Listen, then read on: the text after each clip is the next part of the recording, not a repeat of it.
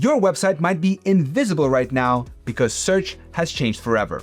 Instead of a list of links, tools like Google and ChatGPT now give people one complete answer. And if AI doesn't pick your content without response, you basically disappear.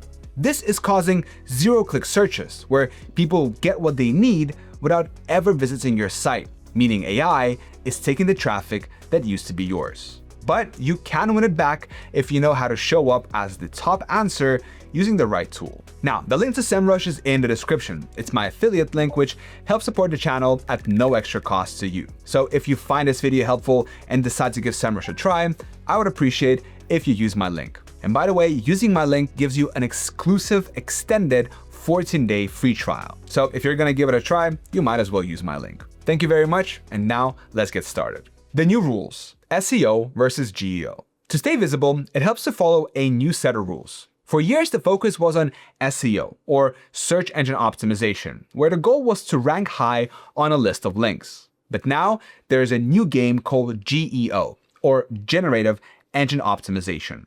Traditional SEO is about ranking.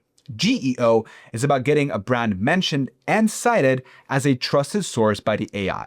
Doing well in regular search doesn't guarantee a spot in AI answers. Research shows that only 12% of the sources cited by ChatGPT match the results on the first page of Google. This means even smaller websites have a chance to beat much bigger competitors if the content is easy for an AI to find, understand, and trust. Now, let's look at how you can stay ahead. But before we do, I want to thank Semrush for partnering with me on this video. Step 1. Making the site accessible. AI bots cannot cite content they cannot reach. This often starts with the robots.txt file, which acts as a map for crawlers. If common AI crawlers like GPTbot or CCbot are blocked, the AI cannot read the page and won't use it as a source. Some platforms have even started looking at a new experimental file called llms.txt to understand a site more clearly.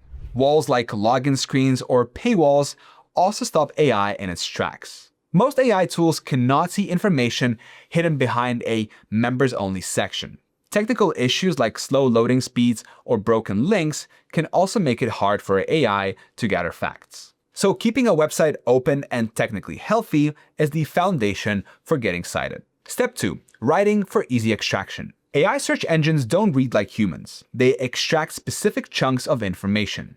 To get cited, content works best when it is predictable and broken into small pieces. This allows an AI to easily grab an answer and pull it into a summary. Using question-based headings is a top strategy. Instead of a vague title like performance tips, a heading like how do I improve my website's loading speed tells the AI exactly what comes next. Placing a clear, concise answer of 40 to 60 words directly under that heading increases the chances of being used as a source.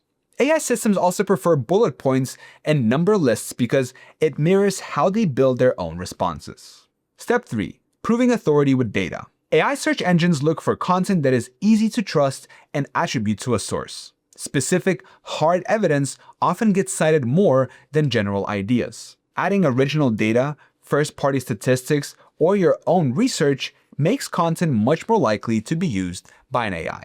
Authority signals also play a major role. AI search engines look for detailed author bios that show relevant credentials or life experience. Adding an expert-reviewed badge or linking to authoritative sources can also signal that the information is reliable.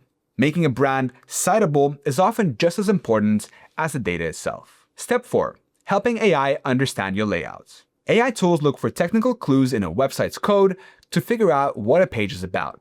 Specific labels act like a map for these robots. Semantic HTML, like using the right tags for headings and lists, shows which information is most important. Schema markup is another tool that acts like a digital translator for AI. Using labels like FAQ or how to helps AI quickly find the exact answers it needs to cite in its summaries. Google's rich results test can verify that these labels are working. Every section of a page works best when it can stand on its own. If a block of text does not make sense by itself, it is much harder for an AI to pull it out and use it as a source. This structure helps AI find and trust the contents. Step 5. Prioritizing freshness. AI search engines often prioritize recent content over perfect, older contents. Even for topics that don't change much, AI tools tend to show sources that were updated recently. This is because many AI models use a freshness score to decide which websites to cite.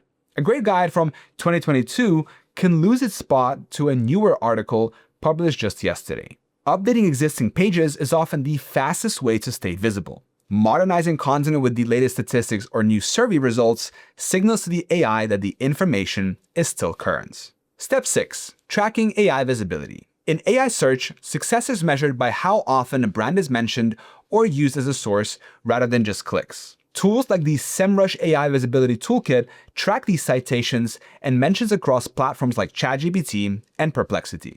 It is also possible to track sentiments to see if the AI is talking about a brand in a positive or neutral way. Benchmarking allows for a comparison of a brand's visibility against competitors to see who owns the most share of voice in AI answers. Monitoring these trends helps identify which topics are performing well and where there are gaps that need to be filled. So, ready to see if your technical tweaks are actually working? Click the link in the description for the AI Visibility Toolkit. Or if you want the full bundle to track your SEO and AI rankings together, sign up for Semrush One to start a free 14-day extended trial. By the way, have you checked your robots.txt file yet to see if you're accidentally blocking the AI? Let me know in the comments. And if you have any questions, I'm happy to answer. Thank you for watching, and I'll see you in the next video.